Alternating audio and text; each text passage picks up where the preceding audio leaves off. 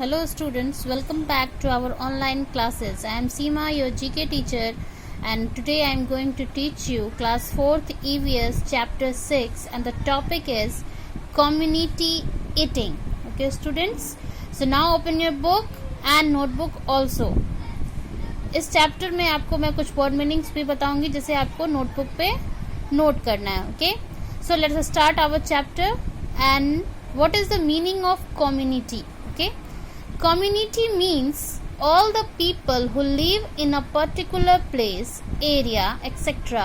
when considered as a group.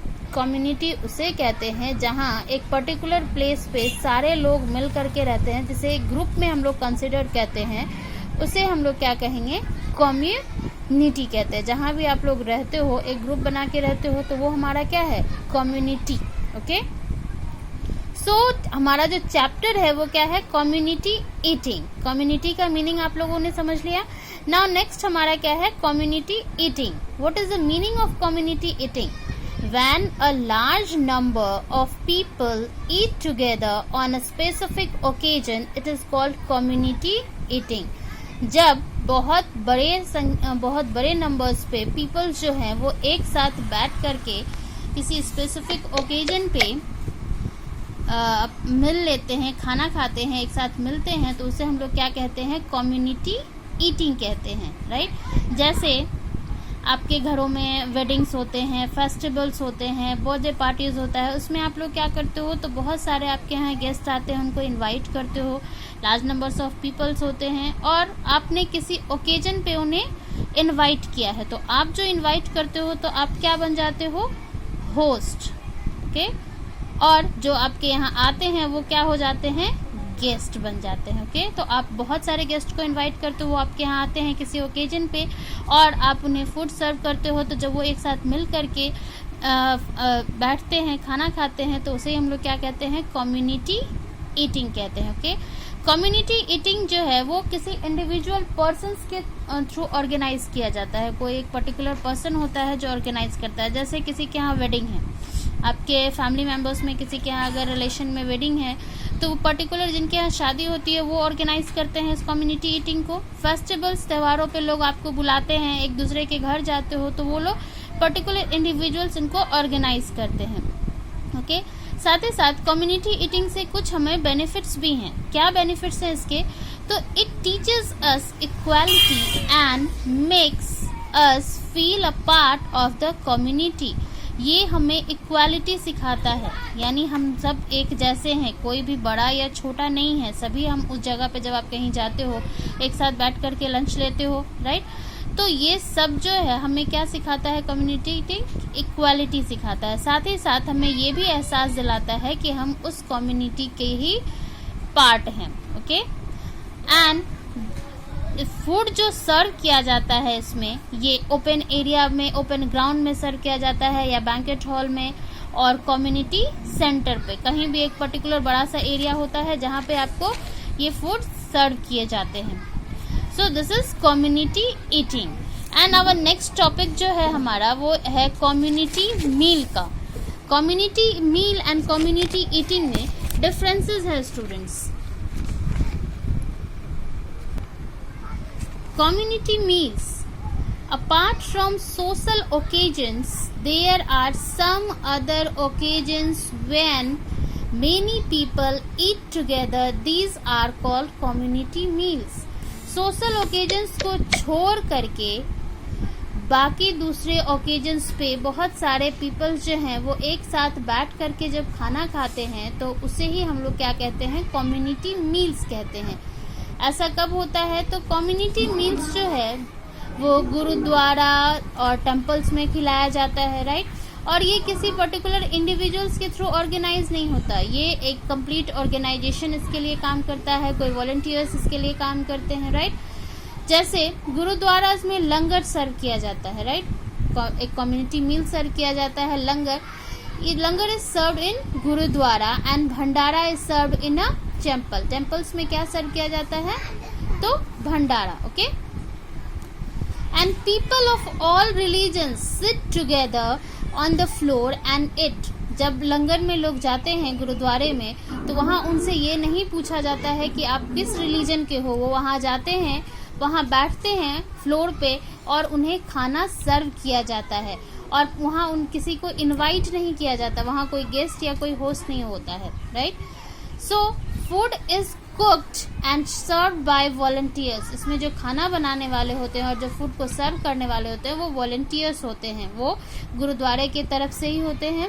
It is serve on plates made of dried leaves called पत्तल्स। Mostly भंडाराज में जो temples में organise किया जाता है वो पत्तल्स प्लेट्स में सर्व किया जाता है, जो ड्राई लीव्स का बना होता है, जिसको हम लोग क्या कहते हैं, पत्तल्स बोलते हैं। Okay, so this is community meals. अब स्टूडेंट्स, अगर आपसे यहाँ पे एक क्वेश्चन अराइज किया जाए कि what is the difference between community eating and community meals, तो हमारा आंसर क्या होगा?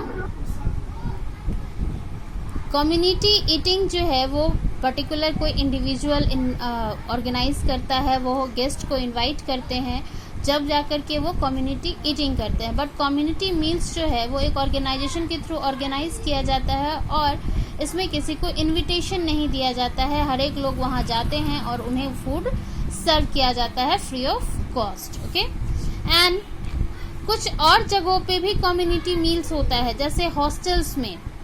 Many children study in a hostel or a boarding school, which is a school where students study and stay with the other children. Hostels क्या होता है students? बहुत सारे बच्चे जो स्टडी करते हैं स्कूल्स में, वो अपने घरों से दूर आकर के रहते हैं, तो वो कहाँ रहते हैं? हॉस्टल्स में रहते हैं या बोर्डिंग स्कूल्स में रहते हैं। बोर्डिंग स्कूल क्या होता है स्टूडेंट? ऐसा स्कूल जहाँ पे बच्चे पढ़ाई भी करते हैं और साथ ही साथ दूसरे बच्चों के साथ रहते भी, उनका स्कूल भी वही होता है, उनका हॉस्टल भी होता है। तो ये उससे हम ऐसे स्कूल को क्या कहते हैं? Boarding school. They are serve their meals in a common dining hall at fix times. वहाँ हॉस्टल्स या बोर्डिंग स्कूल में उन्हें जो मील सर्व किया जाता है वो बड़े से डाइनिंग हॉल में सर्व किया जाता है और एक फिक्स टाइम पे सर्व किया जाता है, राइट। जब समय ब्रेकफास्ट का टाइम होता है उस समय उन्हें ब्रेकफास्ट दिया जाता है, लंच के टाइम पे लंच, डिनर के टाइम पे डिनर दिया जाता है, right. And next is mess. और दूसरी कहाँ पे आपको कम्युनिटी मील्स दिया जाता है? तो मेस में। मेस क्या होता है स्टूडेंट्स? तो mess is a common place where food is served to the people of the armed forces. Mess क्या है? एक कॉमन प्लेस होता है जहाँ पे फूड जो है वो सर्व किया जाता है peoples of the arm force. Arm force के जो पीपल्स होते हैं उन्हें फूड सर्व किया जाता है। कॉमन जगह होता है जहाँ उनके लिए फूड प्रिपेयर किया जाता है, उसे वो क्या कहते हैं? मेस कहते हैं।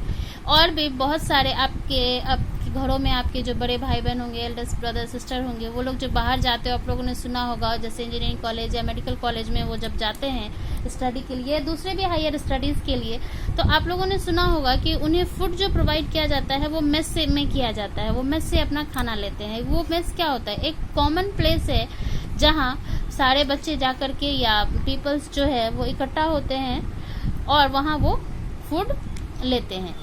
तो बेसिकली ये किसके लिए स्टार्ट किया जाए? आर्म फोर्सेस के लिए ये स्टार्ट किया गया था मेस। अब दूसरा कौन सा है कम्युनिटी मील्स का जगह? तो वो है पेनिट्री कार्स।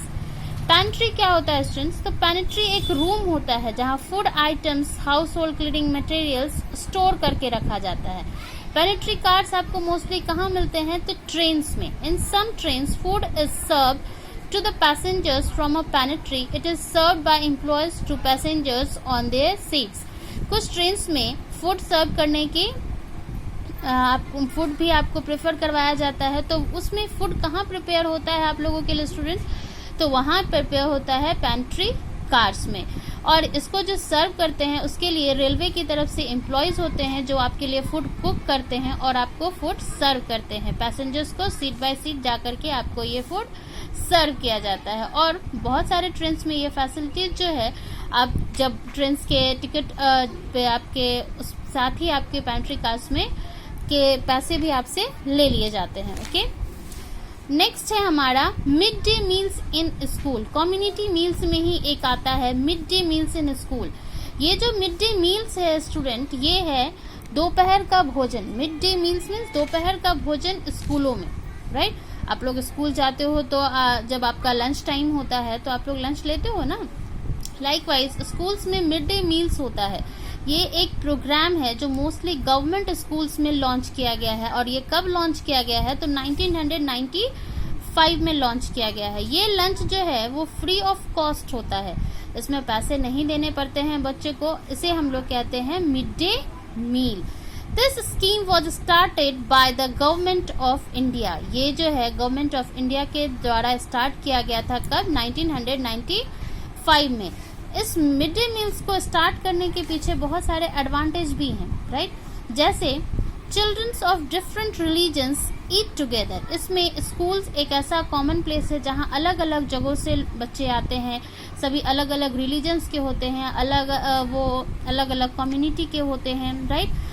तो उन सारे रिलीजन्स के, उसमें ना कास्ट होता है, ना रिलीजन्स होता है, ना पुअर है, ना रिच है कोई, सारे बच्चे आकर के एक साथ बैठ करके खाना खाते हैं। ये सबसे बड़ा एडवांटेज है इनका। दूसरा, तो इससे क्या हो रहा है, तो बच्चों के बीच में इक्वालिटी आ रही है। सभी आपस में एक साथ आकर के बैठेंगे तो उनके बीच में क्या डेवलप होगा, इक्वालिटी और शेयरिंग का भावना डेवलप होता है। तो children develop a sense of equality and sharing. अगर किसी बच्चे को उस खाने में थोड़ा सा कम हो जाता है तो दोनों बच्चे आपस में शेयर कर सकते हैं। तो इनसे क्या होता है, बच्चों के अंदर सेंस ऑफ इक्वालिटी आती है और शेयरिंग भी आती है। Next, it provides nutritious food to children.